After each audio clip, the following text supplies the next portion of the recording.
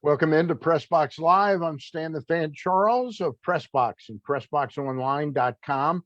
With me, as always, on these Wednesday/Thursday night forays into the world of sports is Gary Stein. Gary, how are you? Good to go, Stanley. How about you? I'm pretty excited about our guest and suddenly pretty excited about our Baltimore Ravens. We're going to talk to the former editor of BaltimoreRavens.com. That's Sarah Ellison in just a minute. But first, I got to tell you about the Costas Inn. Everybody in Baltimore knows the Costas Inn for years. I think going on 40 plus now have been the preeminent place to go for your steamed crabs, delicious crab cakes, crab soup, steaks, all kinds of specials during the week, great desserts, great entertainment. But now they have stepped up their curbside game. And if you at all have any hesitation about going to sit in a restaurant, you can order online at CostasInn.com. You can pay for it at CostasInn.com. And when you pick up your food, you don't even have to get out of the car. They're going to bring it all out to your car, packed immaculately. Grandma's crab soup isn't going to spill over your steak. So that's the Costas Inn, 4100 North Point Boulevard. Check them out. And again, CostasInn.com is where the menu is and how you can order your food. We welcome in the former editor of BaltimoreRavens.com, Sarah Ellison. Sarah now lives in Ohio. She also is participating with Bobby Trossett in a podcast. Give us the name of that podcast again, Sarah. The Ravens Vault. The Ravens Vault. How's that going in year one? It's going well. It's really taken off. Bobby's a great co-host, great partner. Just trying to cover the Ravens. We have, pretty much a podcast daily, and it's doing well, really well, actually. I'm really humbled by the support we've gotten. All right, that's great. Well, you deserve it. You do a great job, and I know Bobby's not bad himself. Hey, help me out. You don't live here anymore, but I know you talk to a lot of Ravens fans. And as I said before, you follow the team as close as anybody. Because of a couple last-second collapses, I got the sense that the Ravens fan base wasn't really excited about this season until about 2 days ago when they announced this trade for linebacker Roquan Smith from the Bears. And the news came out that Tyus Bowser's coming back, David Ajabo's coming back. Am I onto something with the excitement of the fan base over this trade? Oh, 100%. And it doesn't hurt that the Ravens are also coming off of a 2-game winning streak. That doesn't hurt at all. And finally closing out some games there. So yeah, I mean, listen, the problem with the Ravens, the other day I had tweeted kind of like my tier system of the AFC, and in tier 1 I had Chiefs and Bills. And then in tier 2, I had the Ravens and Dolphins, and I put the Titans in there. And so, a lot of fans were like, well, shouldn't Ravens be tier number 1? And I said, they would be if this was quarters 1 through 3, they would definitely be in tier 1. The Ravens need to close out in quarter 4. And that is one of the reasons why the Ravens went out and made this trade for Roquan Smith. You're getting the league leading tackler who is just a physical enforcer. He's a 3-down linebacker. And yeah, he'll help you close those games. When you're blowing fourth quarter leads of the likes of 21 points or 17 points or all of these, even ones that they held on to, it still got a little bit scary. And so, yeah, that's what Roquan is here. It's been the middle of the defense, has been the Achilles heel. And then to team him up with Patrick Queen is going to be a nice duo. Where do Bowser and Ajabo perhaps fit in this whole thing? So Bowser is perhaps, at least prior to his injury, if not the best Sam linebackers, the guy in coverage. So he'll do a lot of the things that guys like Odafe Owe have been having to do with him being out. But with him being back there in coverage, setting the edge. I mean, he can also rush, but they're just, even John Harbaugh said the other day, Odafe Owe is more of a defensive end. And so, you just want to be able to have him pin his ears back and then get him back. I mean, adding Ojabo, Houston back, mean, it was once the beginning of the season was like you were overplaying these guys because there was no other option. And the Ravens were just trying to hold on until all these guys came back. And now they are. And now everybody can just be used in the exact right way because you have enough guys to rotate. And you just watch come fourth quarter, which is when they need help. These guys will have so much energy because there's 5 of them. You can keep rotating. They're going to terrorize quarterbacks in that quarter. I love the way she breaks it down. Gary, I know you got a couple questions you're anxious to put to. Well, let's continue to break it down. So Roquan Smith, talk to me about his coverage ability. And my question is, one of the weaknesses of the Ravens defense is tight ends up the middle. Can he cover the tight end? And, what will that do for the Ravens defense, number one? And what type of an impact does Roquan Smith have perhaps on the playing time of a Kyle Hamilton, for instance, who when he's on the field, more often than not, lines up in the box as opposed to out the box? Well, I wouldn't say that Roquan Smith is like the best tight end linebacker in coverage. I don't think that's necessarily his forte. He's more of an all around kind of back and this tackling machine.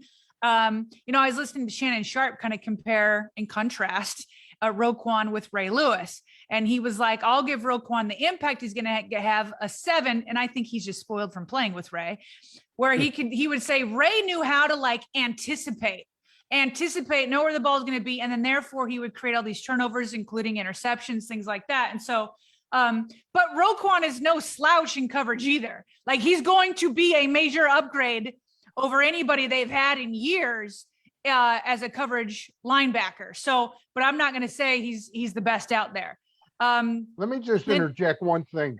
He's also 25 years old. There's the chance playing with a good team, a better defensive scheme, that he can get better than he is. Oh, no doubt. I mean,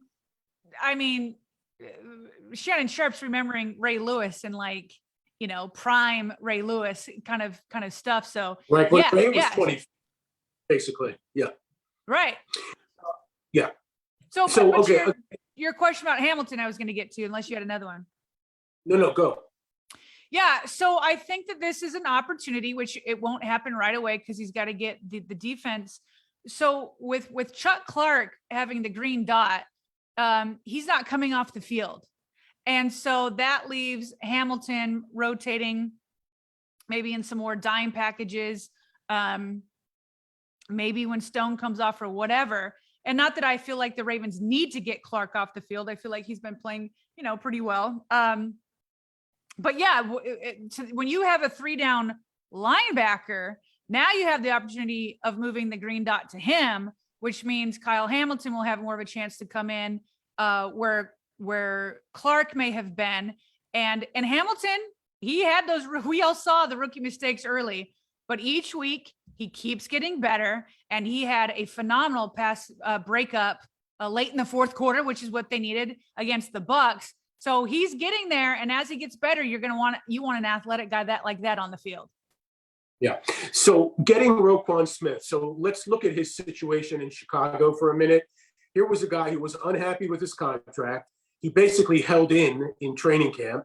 Then when they traded Robert Quinn away to Philadelphia, he got even more pissed off, basically. He didn't want to be in Chicago anymore, and he wanted a trade. In light of that, do you think the Ravens paid a fair price for Roquan Smith? I think that the Ravens paid a little bit more for the Bears to take a the vast majority of his salary cap. Yes. Yeah. So I think that they probably, if they had taken on the rest of his salary cap, they probably could have gotten away with a 3rd and a 5th. And then if they don't end up re-signing him, then fine, we get a future 3rd. And all that we lost was a 5th for a rental when we're all in on a season where it's like, who knows what's going to happen with Lamar going forward? Who knows what's going to go with this team? We are all in. So I think they played a little extra. So they only have to pay $575K for the league leading tackler. So yeah, I think it was fair, a little bit more in the draft compensation than you'd want. But listen, there were reports that Chicago wanted 2 firsts. Okay. And this is why Eric DeCosta waits to the deadline, right? Like there are so many teams that win the NFL in March, and he just is patient. And that's why he always 3 out of the last 4 years, he's gotten big time trades right before the deadline. So I'm okay with the compensation, but it is, a little bit scary that you've got 2 guys in Lamar and Roquan that both are looking for record-breaking deals at their positions, and you only have 1 franchise tag, and they're both representing themselves. But I think that's a conversation for another day, because I think the Ravens made this trade because they're worried about a game in February, and they're not worried about the negotiation table in March until that time comes. Great Yep, point. agreed. Great point. I wanted to touch base with you on this trade from a different angle. Gary and I were talking this afternoon, and I don't want to put words in Gary's mouth, but do you think that Eric looked around, talked to people about picking up wide receiver, and then with the price being really crazy for wide receivers, then he circled back to the position he kind of knew we needed all along? What's your thought on that? I wouldn't describe it like that. I do think that Eric DeCosta is constantly on the phone. I think he's constantly asking and talking about who's available, as I'm sure he's also receiving calls. No, look, I think that the Ravens are who they are. And Eric DeCosta has told us year in and year out, after Ozzie Newsome told us year in and year out, that they're not going to pay salary cap wise for wide receivers. That's not who they are. They are a defensive-minded team. On offense, they're run first and tight end centric. So no, I do not think that they were looking to give up premium assets for a position that they hardly even highlight in their offense. So for example, we know that the Bears turn around once they got the 2nd and 5th rounder from the Ravens, they turn around and use a 2nd rounder to get wide receiver Chase Claypool. If you ask me, if the Ravens had used that 2nd, assuming the Steelers would do a deal with the Ravens, right? You use that 2nd on Claiborne, or use that 2nd on Roquan Smith. Which one's having a bigger impact on winning the Super Bowl this year? Because that's why you do these trades. It's for this year. Yeah. Hands down, Roquan is going to have a way bigger impact. And so that just tells you how expensive, yet again, wide receivers are, because a 2nd rounder for Chase Claypool, how would you rank him in the league versus ranking Roquan at the linebacker position? It's not even close. Go ahead, finish. I'm wrapping up. Go ahead. Okay. I wanted to ask you about that wide receiver position. You stated it perfectly as to how the Ravens value the wide receiver position. Do you think it's incumbent upon them to be as creative as they've been with a Duvernay, and in the future, they'll have to be the smartest team at getting value out of not the scrap heap, but not the big time receivers? I think you said it perfectly.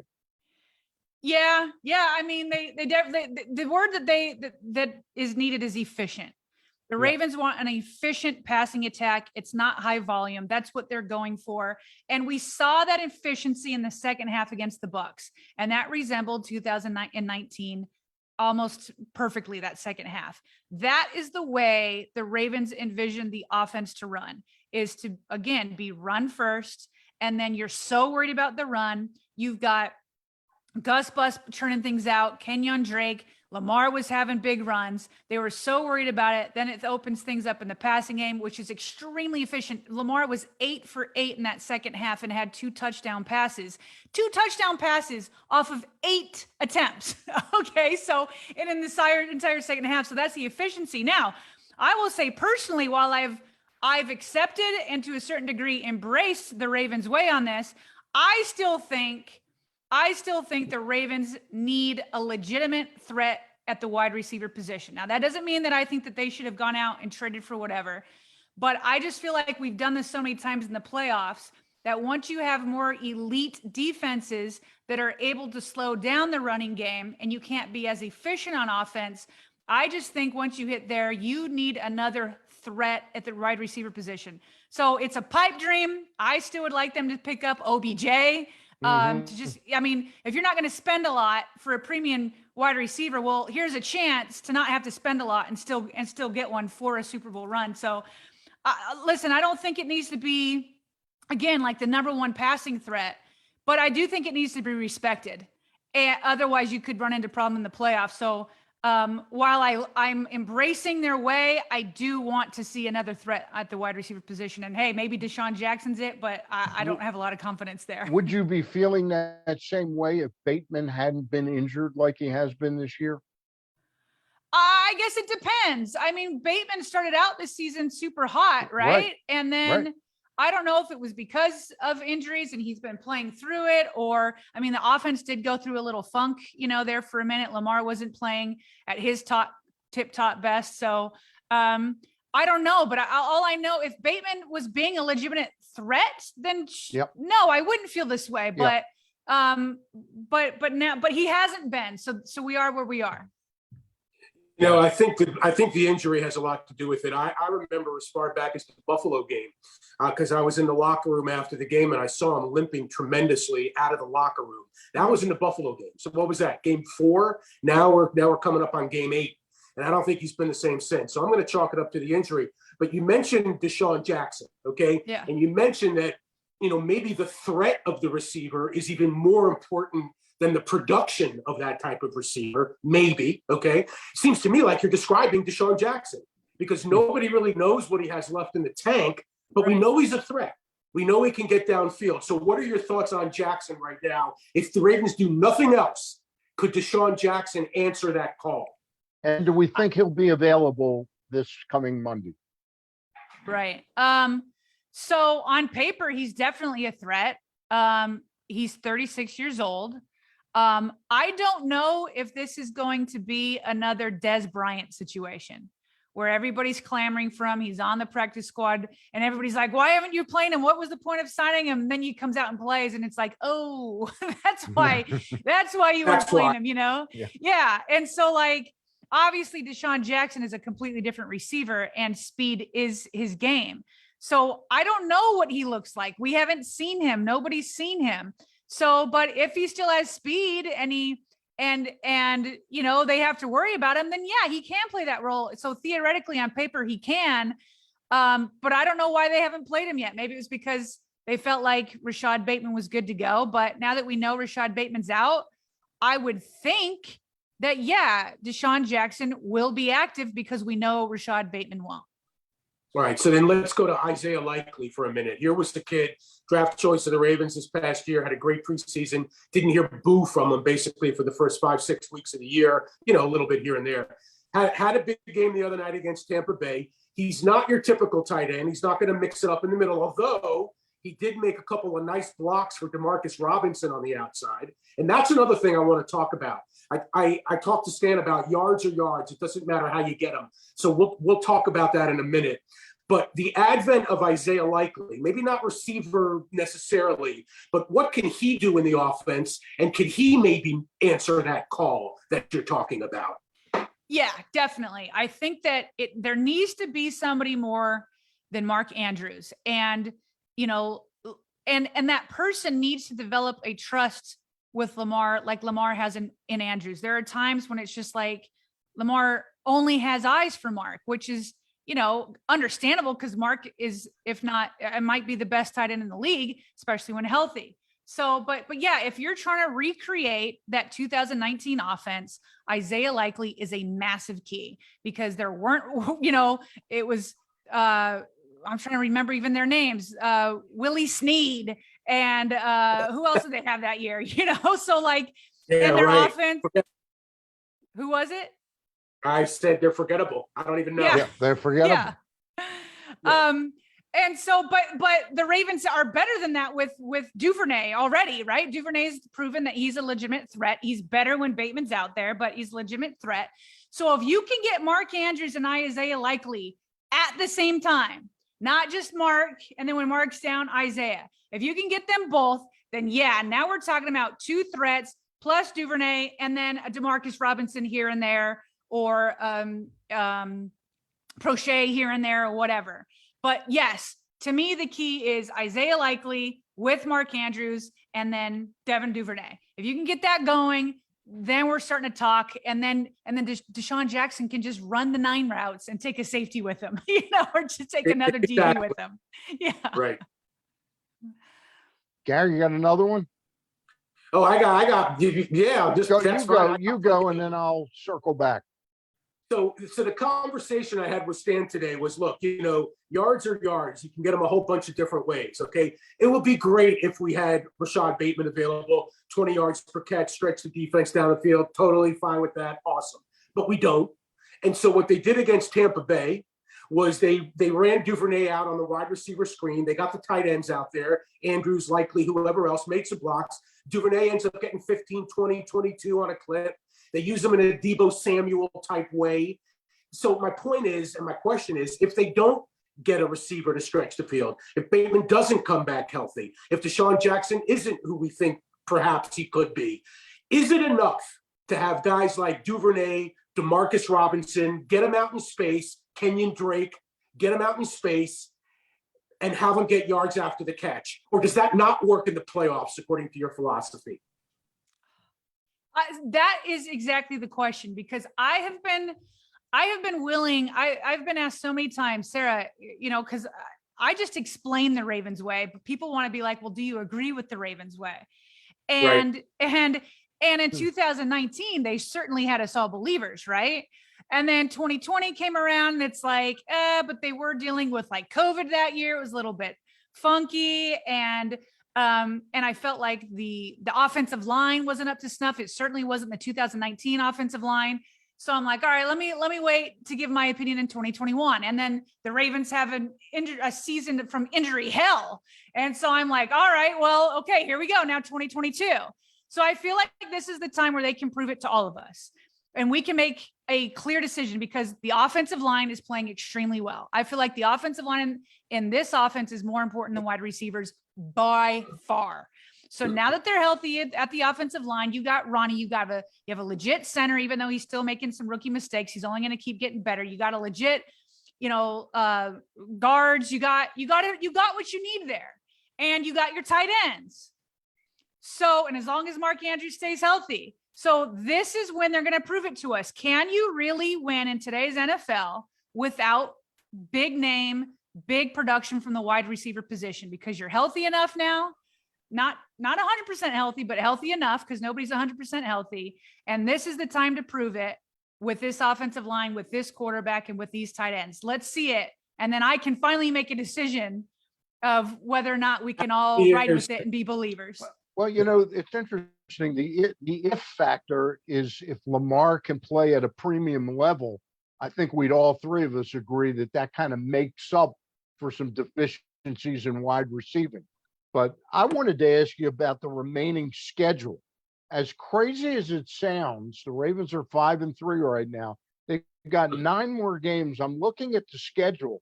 The only game I could see them not being favored in is the last game of the season. They look like they'll be favorites in 8 of the 9 games. The competition that we're going to be playing: New Orleans 3-5, Jacksonville, Carolina 2-6, Jacksonville 2-6, Denver 3-5, Pittsburgh 2-6.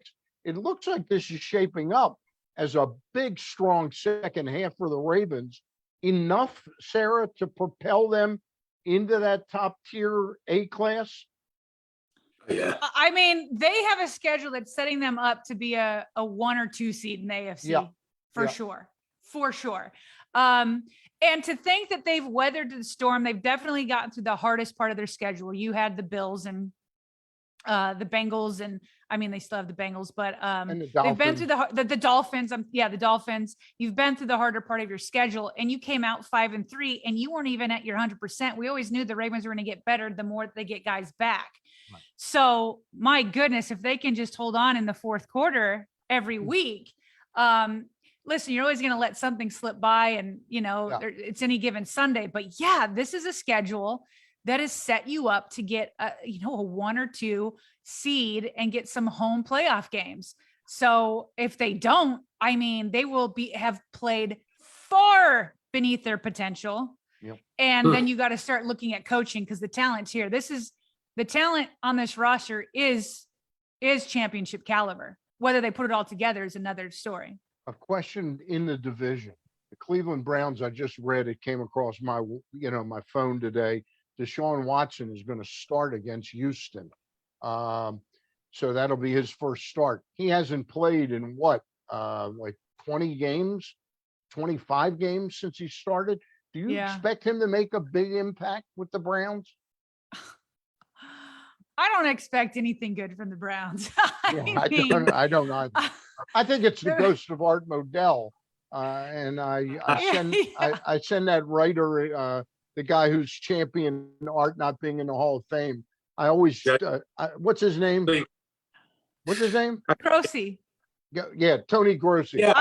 We had him on my show when we played going into the Browns game. Whenever anything horrific happens to the Browns, I always tweet him and say, go start Modell. If you put him in the Hall of Fame, you'll be good again, But I agree with you on that, but I'm not expecting that much right now. No, and who knows what he's going to look like. I have no clue. But I mean, yeah, we'll see. I mean, I don't know if he's worth, Brissett looked pretty good last week. He hasn't been consistent. Obviously, that's probably why he's never been like a big household name or whatever. So we'll see. We'll see if it's like all that money we'll see what upgrade they get when he comes back. But I never underestimate the Browns' ability to mess things up, for sure. I would agree with that. Yeah. Hey, before we let you go, Gary will circle down with a question, but I just want to ask you, Monday night, even after I ran them down, they're 3-5, but they presented a very interesting mix with the quarterback situation and the use of Taysom Hill. What do you expect we'll see? Will Dalton be the quarterback, or Hill will be there? How do you expect them to play that? Well, I just interviewed today Mike Haas, who's the play-by-play guy there in New Orleans. And we basically asked him that. So yeah, he expects Andy Dalton to start, which I would have preferred Winston because Andy Dalton just knows the Ravens so well. And he doesn't have AJ Green anymore, but with AJ Green, he sure, handed the Ravens some miserable losses. That's for sure. So yeah, Andy Dalton. And I asked about Taysom Hill because, as you guys know, both Taysom Hill and I went to BYU. We're both alums there. And so I love the guy. I wasn't sure if he was going to be able to make it in the NFL, and at first it looked like it wasn't going to happen. And then he goes to the Saints, and then it's first Sean Payton who figures out how to use him in just a multitude of ways, all over the field. And so Mike Haas said that, yeah, they've gotten better this year using Taysom Hill in more non-predictable situations. So he said in the past, it was always like, all right, we're in 3rd and 2, and he's going to, do a QB power or whatever. And then everybody knew it was coming. And he said they've used him a lot more. They've used him on 2nd down. They've used him as a tight end. They used him in sweeps, like all this different type of stuff. So that when he comes out, it's not as predictable. And it's also not like, ooh, Taysom Hill's in. He said that he's in there like on 50% of the offensive plays. So that's going to be an interesting dynamic. Then you've already got Andy Dalton, who knows how to play the Ravens. And then you've got Alvin Kamara and then Mark Ingram. And so, they got all these different weapons. Yeah, and this is why you have Roquan Smith. Here we go. Let's go. They've also got a coach who's coached 2 teams in the NFL, and his record is really poor. It doesn't mean he'll be poor in New Orleans. Gary, you want to finish up with Miss Ellison, who's also the co-host the co-host of Ravens Vault with Bobby Trossett, and you can get that wherever you get your podcast. And it's now daily, you said? Almost daily? Yep. Okay, great. Gary, you finish up. Just want to say about BYU. So my son didn't go to BYU, but he lived in Provo for a couple of years. The mountains that are the backdrop of BYU's football stadium, best in college football. That is a postcard right there. That is something else. Gary, I took it for granted so many years. As you know, in Ohio, there's not a whole lot of, right. It's just all straight prairie and whatever. And so every time I go back and I visit, it's majestic is the word. You're on the plane and you come over, and these towns just sit right at the base of the mountains. Yeah, beautiful. It's absolutely. Why is your son in Provo, Utah, if he's not going to BYU? He was So he was working for a company called Qualtrics, which was eventually acquired by SAP. The owner of Qualtrics owns the Utah Jazz. So after Oh, after college, got a job with Qualtrics. He was out there for a couple of years. Oh, I thought he was. I thought he was a punter with the University of Utah out there. That's what I thought. I think that was a side gig. Yeah, Stan. But Sarah, you mentioned, all the talent is here. And I do think all the talent is here. I think the Ravens are one of the most talented teams in the NFL. You mentioned if they don't do it after the schedule and the long break they have now, one game in 23 days, you got to look at the coaching. I just want to take a little detour to that for a minute, okay? Back to the Tampa Bay game. Nobody understood the game plan in the first half. Everybody understood it in the second half. Why did they go with that game plan in the first half to have Lamar throw 30 times? Great question. So I actually, so after that, what was the game before the Bucks? Was that was the Browns? Cleveland Okay, game. that was the Browns. Okay. Now in that one, I was shocked by how much they used Gus Edwards early on, because I thought that they would ramp him up a little bit more. But he had the first 3 plays, he ran it 3 times. I was like, oh, okay, they're diving right in. And then so they were, as the game went on, playing him less. But by the time the fourth quarter came around and they needed to just run it to run out the clock, and this was one of those games where they barely held on in the fourth quarter, right? I'm like, you're telling me you're bringing Gus Bus in, you're playing him like crazy in the first half, and then when you actually need him in the second half to run out the time, you've got him on the bench, especially on that last series. So then this is a long way of answering your question. So the next game with the Bucks, he doesn't start.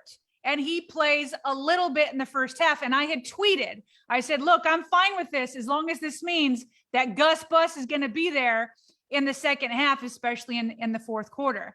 And so that John Harbaugh did say, because Jeff Zrebiec asked, they were like, did you go up and talk to Greg Roman? Because he really went from 30 whatever passes to 34, I think. 34. Yeah, 34 to I can't remember. It was almost nothing in that second half. And he said, no, it was 8 times. It was 8 times in the second half. He goes, that was the game plan, to pass early and run late. And several players, everybody was calling BS on that, right? But several players had backed that up. And so to me, I think I do believe that, because I do believe they were like, if we have to have a Gus on a pitch count, let's do it for this fourth quarter. Now, Gus ended up, hurting himself a little bit, but they were ramping him up throughout the game rather than bringing him down. And I thought that was the right game call. Now, I do think Greg Roman got a little carried away with it. I don't know that John Harbaugh was like, yeah, let's throw 34 times to 8. Yeah. But I think it was let's be pass heavy and then run heavy. And I think Greg Roman just got a little carried away with it. Sarah, before we get out of here, I do want to ask you one. It's sort of a curveball question, but one you'll handle and knock out of the park. I've always felt that the University of Maryland for the Ravens has been almost like a redheaded stepchild that they never took very seriously when it came time to draft players. Have you been able to watch much of Maryland this year? No. I would ask you from this point on to watch a couple of games. No, I just think it just always bothered me that there was never Stephon Diggs went in the 5th round, and then we didn't take the other receiver. These are guys right in your backyard. I think Maryland's got a lot of talent right now. They're not up there with Michigan or Ohio State yet, but they're starting to be. There's more serious talent there. Yeah, I can say this, even though I don't watch them a ton. Like I said, I'm just so focused on the NFL, and then when I do watch college football, it's usually BYU. But I will say this: you're not the only one, Stan. I see a lot of fans saying the same thing online. A lot of fans. DJ Moore is the other one you're thinking of. I don't think DJ Moore was there, yeah. But I don't think they'll be as quick to dismiss Maryland players. They've got that running back. They've got Hemby is really something special, I think. Anyway. Well, just on that note, Stan, I'll tell you this. If you really watch how Maryland runs its offense, and then watch how Alabama runs its offense, very similar. You're going to see a lot of similarities. Yeah. So, and the connection, obviously. No question about it. It is interesting. You're absolutely right. Hey, Sarah Ellison, we might grab you one more time later down the year, okay? All But right. again, you can follow her, Sarah Ellison and Bobby Trotsett. Their podcast, Ravens Vault, is up daily. And what is that like dropped at the morning at 9 o'clock or noon or 4 o'clock or? Yeah, well, we usually record, we're at 7:35 now. So we usually record at 10 p.m. And we do the morning ones are, we try to cap it at 15. Sometimes we go over and hit 20. So we try to cap it. They're really quick and to the point. They're scripted so that we can get to the point. So those are usually Monday through Friday, unless like, a Sunday night game, it just might be our instant reaction. Then we do have sprinkle in some longer form ones with game previews, instant reactions, or, when the Ravens signed or traded for Roquan Smith, we jump on and do a longer form one. So, but Bobby usually, he won't go to bed till he's edited them and put them up so that they're there. So if you wake up at 4 or 5 a.m., you've got your morning podcast ready. Sounds great. Hey, thank you go. very much for your time. Thank you. Always entertaining and informative. Okay. Hey, I enjoyed talking with you guys. Appreciate it. All right. That does wrap us up for tonight. Gary, next week, on Thursday night, we'll go back to Thursdays the next 2 weeks. Danny Black talking sports collectibles. And then the head of the Maryland Lottery and Gaming, John Martin's going to join us on the 17th of Sounds good. November. All right. Sounds good. We thank our friends at the Costas Inn. Again, CostasInn.com. That's where you can order your food, pay for your food, pick it up if you're uncomfortable going inside a restaurant right now. Costas Inn. For Sarah Ellison, Gary Stein, I'm Stan the Fan. I'll see you Monday night with Ross Grimsley and a special guest. Thank you, guys. Thanks, guys.